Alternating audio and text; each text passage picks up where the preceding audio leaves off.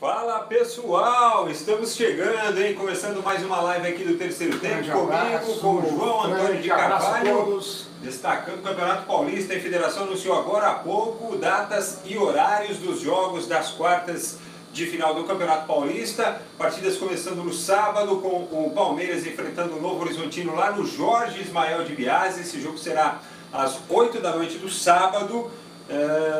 E o jogo da volta na terça-feira, dia 20.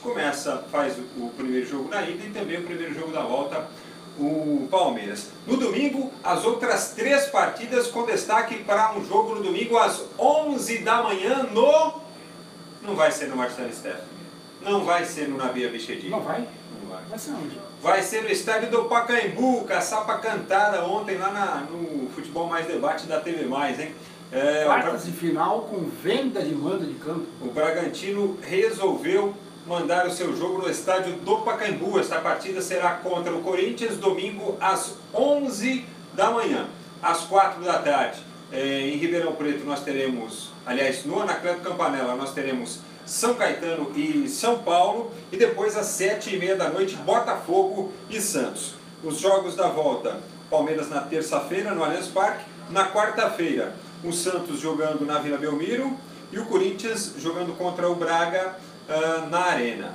O jogo do Santos às 7h30 e do Corinthians às 9h45, o jogo da TV. E na quinta-feira, 9 da noite, porque nós não podemos ter 2 jogos concomitantes na capital. Quer dizer, nós podemos, né? Mas aí É mais um problema de transporte, né? Eu acho que um estádio fica bem longe do outro, mas eu acho que é bom senso. Eu acho que a gente tem terça, tem quarta, tem quinta. Acho que para evitar problema, acho que é legal não jogar o mesmo tempo. Eu tenho uma outra opinião, né? Para mim isso aí é um atestado de incapacidade de quem deveria dar segurança. E na quinta-feira, então, o São Paulo, às 9 da noite, jogando no Morumbi contra o São Caetano. Definidos aí horários, né? Porque os locais, exceção feita ao jogo do Bragantino, né? Muita gente, eu acho que talvez até o torcedor de Bragança esperasse o jogo lá em Bragança Paulista. O que é que você achou dessas definições aí, João Antônio? Eu acho que não muda muita coisa, demorou bastante o conselho arbitral, né? Não acabava nunca, né? Agora, eu acho lamentável, eu acho um absurdo. Cada clube sabe onde aperta o seu calo, mas uma quartas de final de campeonato, torcedor do Bragantino, que sempre apoiou a equipe. Eu lembro do Bragantino. O Bragantino subiu em 89, tinha uma equipe com vários jogadores, fez um time montando aí uma base com jogadores que vieram do Guarani, depois contratou alguns do Fluminense, chegou ao título paulista, chegou a semifinalista do Campeonato Brasileiro, chegou à final do Campeonato Brasileiro com o São Paulo. Um time que tem história, e não é de agora, não é dessa época de 89 e 90. O Bragantino tem história nos anos 60, anos 50, sempre disputou, muitas vezes disputou a primeira divisão de São Paulo. Então eu acho lamentável. Eu sei que o dinheiro é importante, mas se jogasse no Marcelo Stefani, ia ganhar também a sua cota, ia ganhar o seu dinheirinho e não ia fazer esse papelão. Uma vergonha, vergonha. Não estou falando que é o Corinthians, podia ser o Palmeiras, podia ser o Santos, o São Paulo. O Corinthians está na dele. Se o adversário quis vender o seu mando de campo, se o adversário se vendeu, o Corinthians está na dele. Vai jogar no Pacaembu, mesmo que vai ter torcida de quem? Vai ter torcida do Corinthians. Não vai ter ninguém do Bragantino. Vão vir aí 20, 30 torcedores de Bragança lá, vão comer aquela linguicinha antes de vir para cá. Nem dá para comer antes, né? O jogo é 11 da manhã, vão comer na volta. Eu acho ridículo, lamentável. A gente fez comentário ontem falando já nos confrontos, né? E eu dizia que o Corinthians era mais time, mais pela tradição, jogar num campo pequeno, ainda não era totalmente o favorito para ganhar a vaga. Então, o que eu falei ontem eu já não falo mais hoje. Para mim, o Corinthians é o primeiro semifinalista, porque não dá para você ganhar do Corinthians 2 vezes em São Paulo. Então, lamentável, pena mesmo que o Bragantino se vendeu para jogar em São Paulo os 2 jogos. E o Tufano Silva lembrava ali na redação do Terceiro Tempo, o Corinthians não tem nada a ver com isso. Claro, né? Isso aí que fique bem claro, né? O João lembrou também, no ano passado nós tivemos um exemplo disso, que foi com o Linense, né? E o Linense se deu mal pra caramba no ano passado, porque o jogo aqui no Pacaembu, ele teria mais público lá em Lins, né? Acho que teve 6 mil, 5 mil e poucos torcedores no jogo que teve o mando do Linense aqui no estádio do Pacaembu. Lá no Gilbertão teria a possibilidade de ter um público maior e cobrar até um ingressinho um pouquinho mais caro. São Paulo seria uma atração na cidade de Lins, como o Corinthians é uma atração em qualquer lugar e seria para Bragança Paulista, né? E outra coisa, o Bragantino teria minimamente a oportunidade, jogando lá em Bragança, de pressionar de algum... Porque não é fácil para ninguém jogar em Bragança Paulista, viu, gente? Nunca foi. Torcida pressiona, a diretoria pressiona, você vai lá, você encontra portão fechado, dá aquela catimbada que a gente encontrava aí no futebol de antigamente, lá em Bragança ainda tem, gente. E no interior afora ainda tem. E o Bragantino, quando precisa, exerce isso e faz isso de forma até tradicional, sem violência, sem ofender ninguém. São subterfúgios que às vezes você acaba utilizando para dar uma pilhada no adversário, para colocar uma pressãozinha, mas perdeu esse fator também. Perdeu o fator de levar uma grande atração para a cidade. Isso aí tem até na Taça Davis e tênis, que agora querem mudar, também é um absurdo, quando você escolhe o local da partida, você escolhe o piso, você escolhe para colocar em quadra aberta, porque aí tem uma pressão do torcedor, aí o torcedor pode se manifestar. Até na Davis tem isso, é uma pressão normal, ninguém está falando o contrário, mas o Bragantino infelizmente perdeu. Eu fico muito triste, chateado, eu não gosto de forma nenhuma de mudança de mando de campo. Quando é uma obrigação, o time foi punido, não pode jogar na sua torcida, vai jogar em outro lugar, aí é outra história, mas você simplesmente para ganhar dinheiro, vender o mando e vender já praticamente a sua participação no campeonato, eu acho isso muito triste. Bom, com relação aos outros jogos, Palmeiras e Novo Horizontino lá em Novo Horizonte, como foi ano passado, né, o mesmo confronto das quartas de final, por um acaso desse ano deu mais uma vez a mesma coisa. Eu acho que assim, no caso aqui de São Paulo e São Caetano, dos grandes, o São Paulo é que corre o maior risco, João Antônio. O São Caetano, ele não teve uma grande primeira fase, mas eu vejo... Se acertou depois da chegada do Pintado. Se acertou, mas ele não começou muito bem, está crescendo. O São Paulo é aquilo, o São Paulo é uma incógnita. Eu acho que o time vai jogar mais agora, nada contra a saída do Dorival, mas vem um técnico novo, todo mundo quer mostrar serviço, ele já deu, o técnico Jardine, já deu declarações em que o próprio Aguirre já pediu para ele fazer algumas alterações antes do jogo do domingo, o que mostra que o Aguirre estava antenado, estava ligado com o time de São Paulo, então ele não chega com desconhecimento da matéria, então ele sabe, então os jogadores sabem que eles têm que mostrar o que podem para ganhar uma posição no time. Então acho que o São Paulo vai ter dificuldade sim, aquilo que eu falava, vamos colocar uns 60%, 40% para o São Paulo para conseguir a vaga. Eu entendo que o Corinthians agora virou 100%, o Palmeiras tem uns 80% pelo time que tem. Futebol é complicado, a gente não pode nunca colocar os 100%, porque tem o jogo de Novo Horizonte, que é um adversário que também vai apertar, da mesma forma que o Bragantino, a torcida também ajuda, né?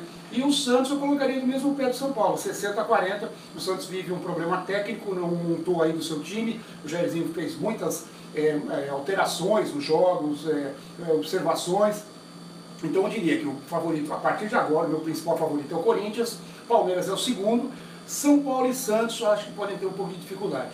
Ô João Antônio, um assunto que está pipocando já nesta terça-feira, né? O Corinthians está fazendo um acerto com o Zeca, né? O Zeca já, inclusive, está realizando exames médicos nesta terça-feira na equipe do Corinthians. A informação que a gente tinha até que o Andrés poderia falar sobre isso lá na reunião da federação, que terminou agora há pouco.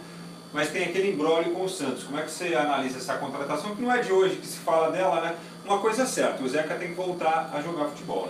O Zeca não pode ficar parado todo esse tempo. Não pode, ele é um bom jogador, o Santos sente muito a falta dele, a gente fala dos problemas que o Santos tem, e um deles é nas laterais. Eu acho o seguinte, o jogador está liberado pela justiça, então o Corinthians pode conversar com o jogador.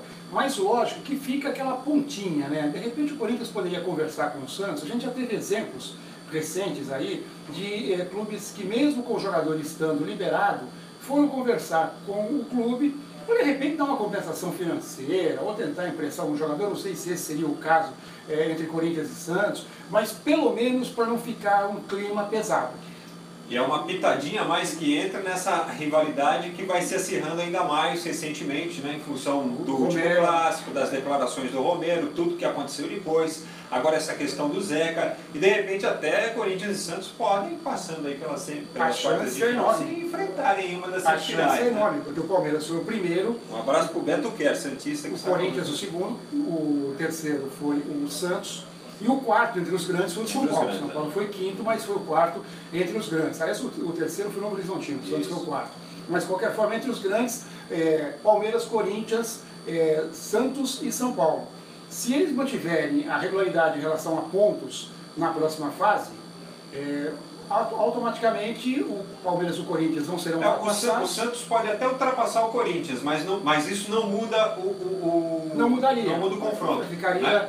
Muda o mando de campo, só inverte o mando de campo aí. Porque para você se classificar, você tem que ganhar pelo menos 2 pontos. Isso considerando que eles avancem aí. O que pode acontecer do Santos é perder essa posição para o São Paulo, caso o Santos, por exemplo, se classifique com 2 empates e o São Paulo se classifique ganhando os 2 jogos. Aí o São Paulo ultrapassaria, chegaria como o terceiro dos grandes, não ultrapassaria o Corinthians, porque é o mesmo caso. O Corinthians, com a pontuação que tem, também se classifica com 2 empates no mínimo. Claro. E aí o Corinthians ficaria na frente do São Paulo, mesmo o São Paulo ganhando 2. Eu acho que a tendência, não acho que quem se classificar vai se classificar com 2 pontos. Eu acho que a tendência é, de repente, o Santos fazerem uns 4 pontos, manter essa terceira posição entre os grandes, e aí Corinthians e Santos com mais uma pitadinha, para pegar um pouquinho mais de fogo o jogo. Olha aqui, grande abraço para o Fábio Gregório, para o Laion Santos, o William Batista, o Isaac Frossat, o Joelson Manuel, concorda com a gente aqui que mudança de campo, essas inversões, vendas de mando, elas empobrecem o futebol, né? O Fabrício da Silva, o William Batista, Ricardo Santana, comemorando já aqui a ida do Zeca para o Timão, e eu acho ele um grande jogador, acho mesmo. Muito bom. O William Batista, Ressouza, ele diz aqui, o presidente do Bragantino já foi patrocinador do Corinthians, estranho, né? É o Edilson José. Não, sinceramente, essa caçapa aqui, eu participo de um programa de segunda-feira na TV Mais ABC, lá da região onde eu moro, e a gente falou sobre isso ontem, levantei essa possibilidade, ó, não estranhe se o Bragantino mandar um jogo no Pacaembu e fizesse essa citação. Então assim, não era algo inimaginável, né, digamos assim, olha, o Beto que era santista, está conosco. É que isso muda, muda o campeonato. Infelizmente a gente não estranha, né? Não, a gente não estranha, porque isso aí já é comum.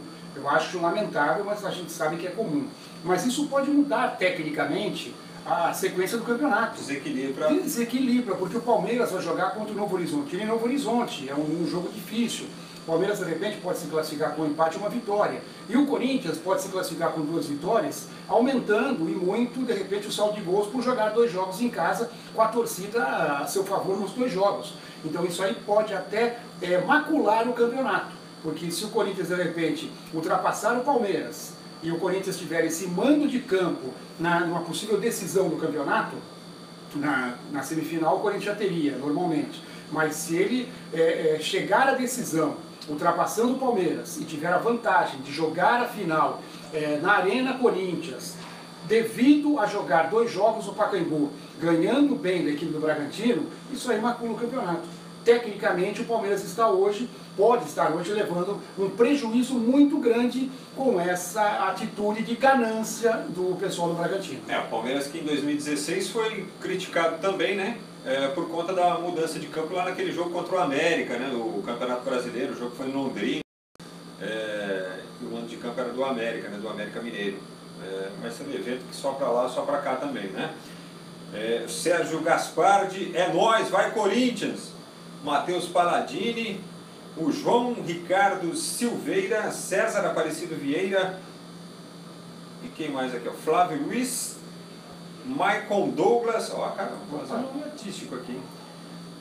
Quero uma ajuda para virar jogador. Meu, corre atrás aí das escolinhas, das peneiras, liga nos clubes, pede informação. Às vezes os clubes têm lugares onde você pode ir pessoalmente se cadastrar, falar das tuas habilidades, preencher lá um questionário, e depois você é chamado para ir, tem que ir atrás. E aí, ó, clube grande e clube do interior, no interior também várias equipes têm peneiras muito fortes, muito boas. Em Campinas a Ponte tem, o Botafogo de Ribeirão tem uma categoria de base muito forte. E não desanimar, né? Porque a gente já teve exemplos claríssimos de jogadores. O Cafu mesmo, ele sempre deixa claro... Chegou o diretor. O Cafu deixa claro que ele foi reprovado em umas 4 ou 5 peneiras, até dar certo e conseguir passar em uma. Então, não adianta desanimar. Se você já foi a algum lugar, vai continuar. Boa sorte, viu, Maicon?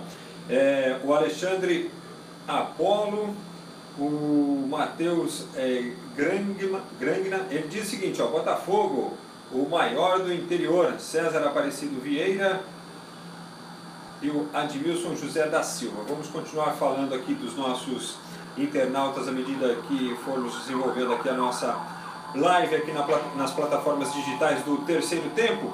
Bom, hoje tem também Libertadores, né? Falamos aqui já das definições aí do Campeonato Paulista com relação aos jogos das quartas de final. Destaque para o Vasco da Gama, o último brasileiro a estrear na fase de grupos, né? Porque o Vasco vem lá desde a segunda fase já participando da competição. O adversário é um time tradicional, não tem título, né? não tem Copa ainda, não tem a Libertadores, mas a UD Chile, a Universidade de Chile, é uma equipe tradicionalíssima. O jogo em São Januário. João. O Vasco com problemas, vários jogadores pegaram uma virose, e isso acaba dificultando realmente, a gente sabe, se pra gente, para um ser humano normal, já é complicado você ter uma virose e ter que trabalhar, imagina fazer um esforço físico. Então acho que o Vasco, com algum jogador desse entrando em campo, de repente pode ter algum problema, mas isso aconteceu há 2 dias, de repente, hoje em dia a fisiologia é muito boa, de repente os jogadores já estão 100%, e o Vasco é um time forte, é o mesmo grupo do Cruzeiro, né?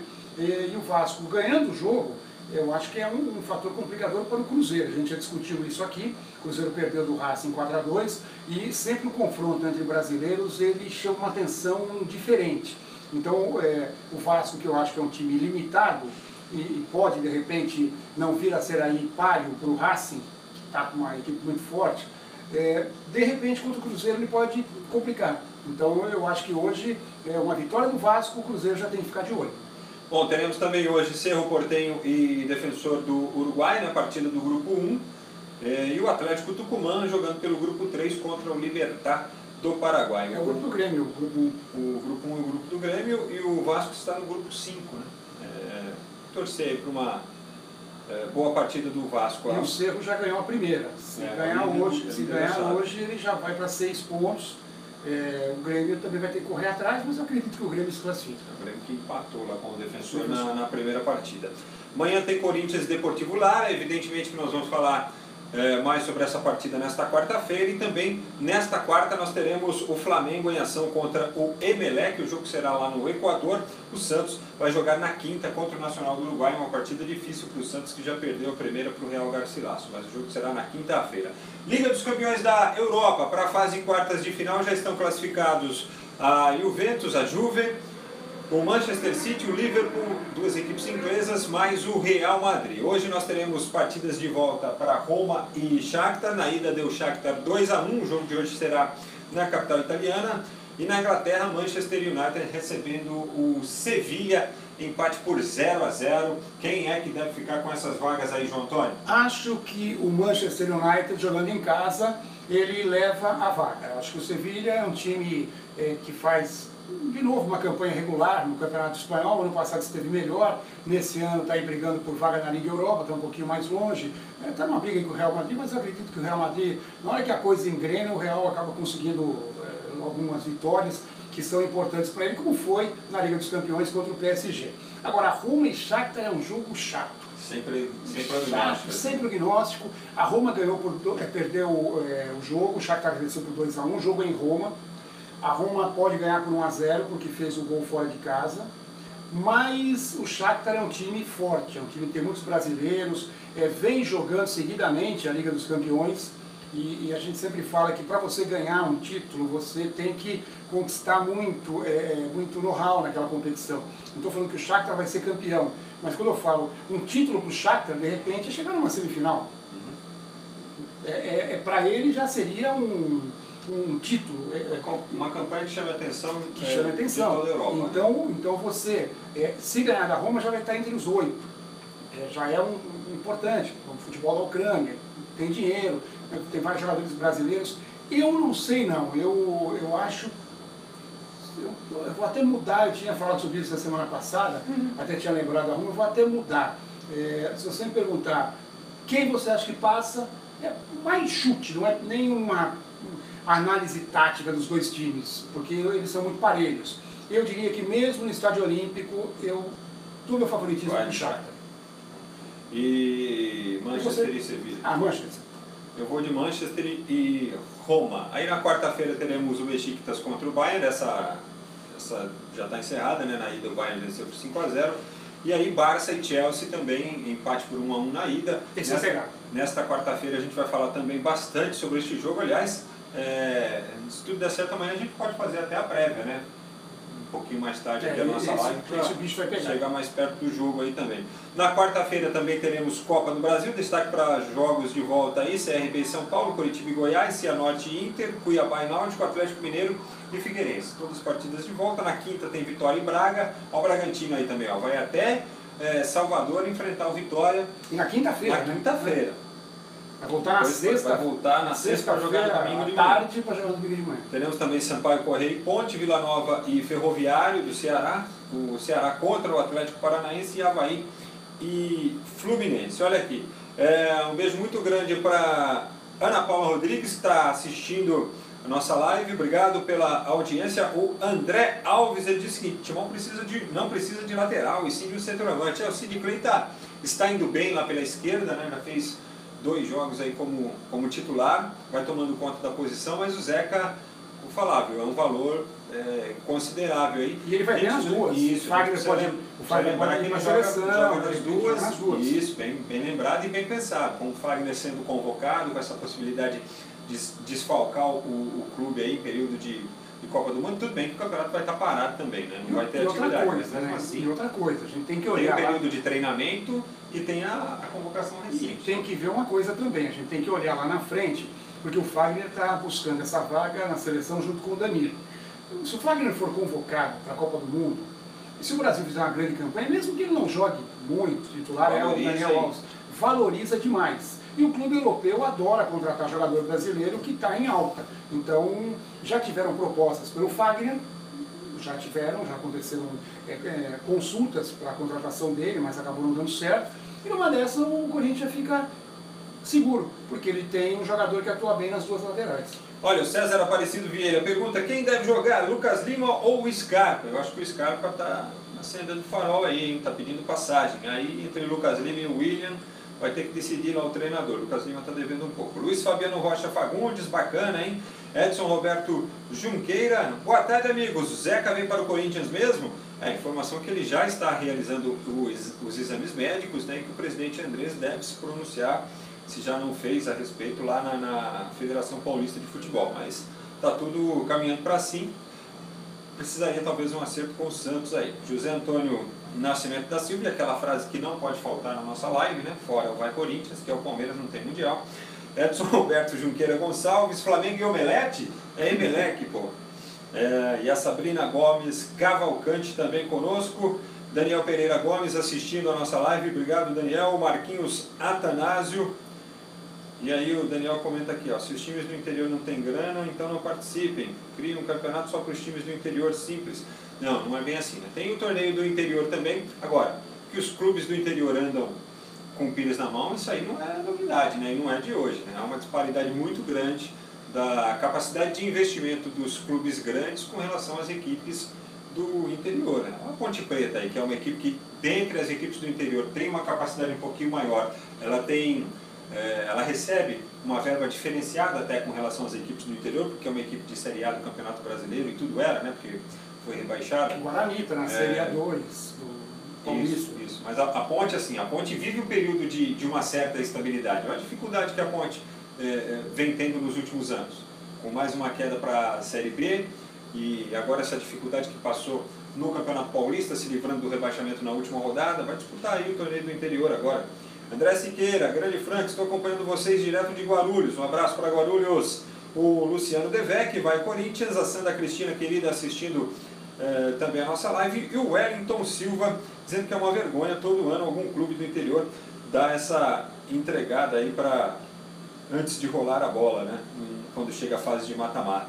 Não diria entregou, mas facilitou sobremaneira, digamos assim, o trabalho aí para o adversário, né? Algum destaque dos outros esportes hoje, João? O meu destaque olímpico hoje fica para o voleibol. Ficou definido já onde será a sede do Brasil na Liga das Nações, que é uma competição que vai ficar no lugar da Liga Mundial. O Brasil ganhou 9 vezes a Liga Mundial, só que não ganha desde 2010. E agora a gente vai ter a Liga das Nações. Serão 5 etapas em 5 semanas seguidas, aí existe um descanso e as 6 melhores disputam o título na França. As 6 melhores não, a França, que é sede, que é a atual campeã, que é sede junto com as 5 melhores. O Brasil, a sede do Brasil, que vai sediar uma desses eventos, né, desses quadrangulares, será de 1º a 3 de junho em Goiânia. Lá em Goiânia, portanto, São Paulo dessa vez não vai receber os jogos da antiga Liga Mundial, agora a Liga das Nações. O Brasil já estreia dia 25 de maio, o primeiro quadrangular que o Brasil vai ter vai ser na Sérvia. A antiga Sérvia, que também teve uma rivalidade muito grande com o Brasil há cerca de uns 10 anos, né? É uma seleção muito forte também, mas de qualquer forma fica aí. O Brasil lá em Goiânia vai pegar Japão, Coreia e também a seleção dos Estados Unidos. No ano passado, né, o Brasil perdeu a decisão jogando na Arena da Baixada. A fase final foi realizada lá em Curitiba, né, no estádio, com essa novidade aí. O Brasil acabou perdendo justamente para a França. Foi o primeiro torneio assim, de competição que o Renan, de fato, comandou a seleção, conseguiu levar a seleção até a decisão. É importante que o Brasil continue disputando os títulos. Em tom de brincadeira, ele não perdeu para a França, ele perdeu para o Ngapé, que jogou demais, arrebentou com o jogo. E um abraço para o Edson Roberto Junqueira Gonçalves no encerramento da nossa live. Agora a gente vai almoçar porque a federação atrasou o nosso almoço. Tchau, gente. Até mais. Um abraço, até amanhã.